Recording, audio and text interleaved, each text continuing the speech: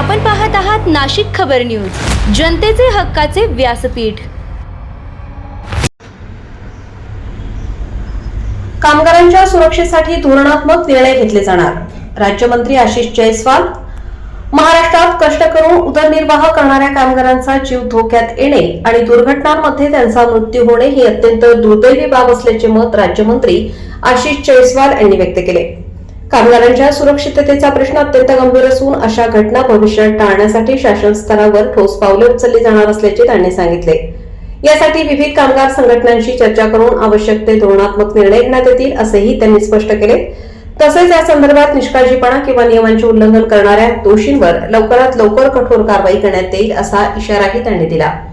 कामगारांच्या सुरक्षेला सर्वोच्च प्राधान्य देत शासन सर्व संबंधित विभागांसोबत समन्वय साधून कामगारांसाठी सुरक्षित कामकाजाचे वातावरण निर्माण करण्यासाठी प्रयत्नशील असल्याचेही जयस्वाल यांनी सांगितले। तिचा झिरो टॉलरन्स या ठिकाणी असणार आहे, कारण की 20-19 लोकांचा मृत्यू या ठिकाणी झालेला आहे।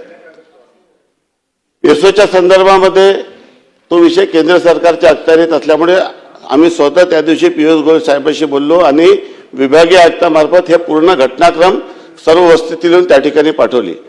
आपण जो मुद्दा या ठिकाणी उपस्थित केलेला आहे की या प्रकरणी ईज ऑफ डुईंग बिझनेस मध्ये मध्यंतरी राज्य शासनाने काही निर्देश या ठिकाणी दिले की चेकिंग रॅन्डम प्रत्येक ठिकाणी काय झालं की एक इन्स्पेक्टर जे वारंवार या ठिकाणी जाऊन जी लिफाफा संस्कृती आहे त्याच्यावर देखील आळा बसला पाहिजे म्हणून राज्य शासनाने प्रत्येक विभागामध्ये ईज ऑफ डुईंग बिझनेस मध्ये रॅन्डमली चेकिंग करण्याचे काही निर्देश या संदर्भात दिलेले आहे।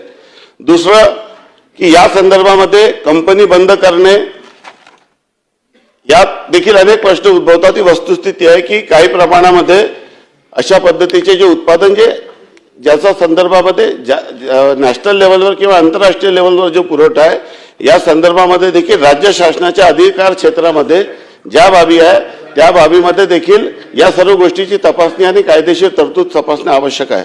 परंतु त्याच दिवशी आम्ही निर्णय या संदर्भात घेतलेला आहे की जरी नवीन कायद्यामध्ये जी काही तरतूद असेल क्लोजरची या संदर्भामध्ये राज्य शासनाला च्या अधिकाऱ्यांची क्लोजरची नोटीस त्यांना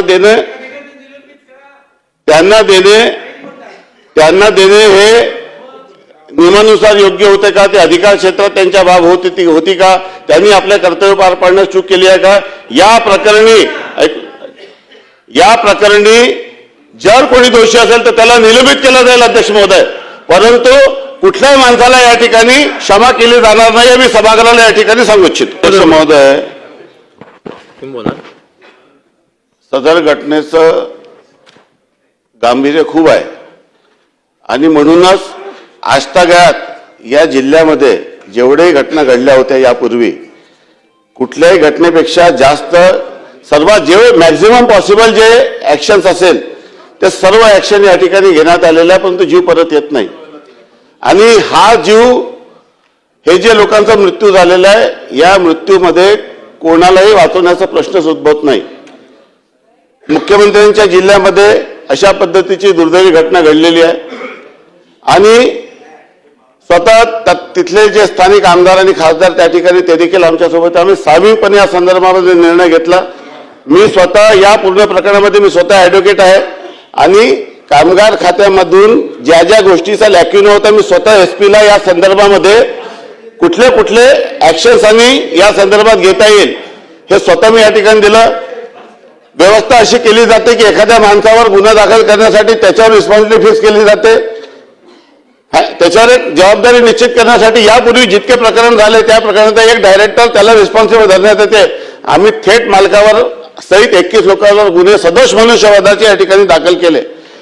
अजूनही सभागृहाच्या ज्या सदस्यांच्या भावना असतील किंवा जे कायदेशीर कारवाई करण्यामध्ये अजून जरी कुठे कमतरता झाली असेल तर ती कारवाई केली जाईल, परंतु या प्रकरणी कुठल्याही व्यक्तीला सोडण्याचा प्रश्न उद्भवत नाही।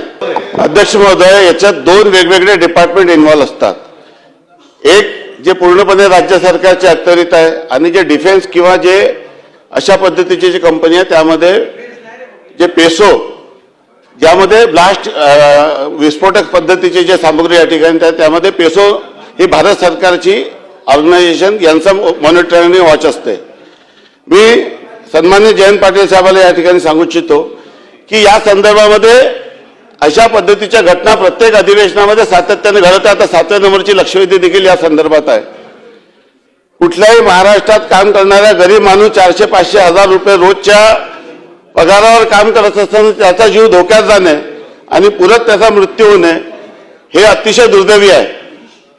आणि भविष्यात अशा पद्धतीच्या घटना होऊ नये म्हणून सभागृहाच्या सर्व सन्मान्य सदस्यांचा, स्टेक होल्डर्सच्या, वेगवेगळ्या कामगार संघटनेचा या संदर्भामध्ये परत एक धोरणात्मक निर्णय घेणं खूप आवश्यक आहे.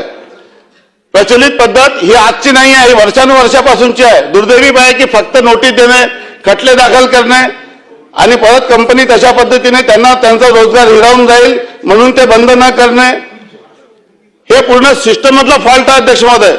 आणि त्यामुळे या संदर्भामध्ये नवीन कायदा जो केंद्राने या ठिकाणी त्याच्यामध्ये काही तरतुदी आहे, परंतु त्यात देखील अधिक अशा पद्धतीने काय अधिकची सुधारणा या ठिकाणी करणं आवश्यक आहे जेणेकरून भविष्यामध्ये अशा पद्धतीची घटना टाळता येईल.